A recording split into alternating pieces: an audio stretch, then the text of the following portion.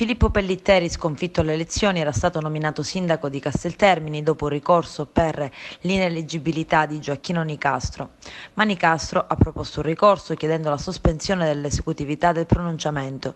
In particolare, i legali hanno sostenuto che nell'ambito della legislazione regionale l'unica conseguenza della decadenza del sindaco è l'indizione di nuove elezioni e che deve essere nominato dall'assessorato regionale competente un commissario straordinario in luogo del sindaco e della giunta decaduti. Fino alla sentenza di Cassazione sono e rimango il titolare del diritto di essere sindaco di Casteltermini, così commenta Filippo Pellitteri, pur non potendo esercitare le relative funzioni a causa della sospensiva che Nicastro, che rimane l'ineleggibile decaduto, ha personalmente richiesto e ottenuto per me erroneamente, creando deliberatamente la situazione di totale stallo istituzionale in cui si trova il Comune in questo momento.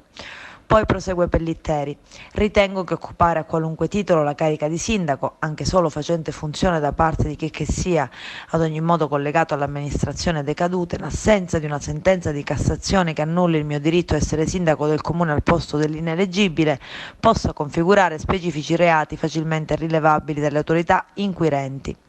Ed inoltre prosegue Pellitteri: ritengo che arrogarsi le funzioni di Presidente del Consiglio in assenza della delibera di convalida degli eletti possa configurare gli stessi reati.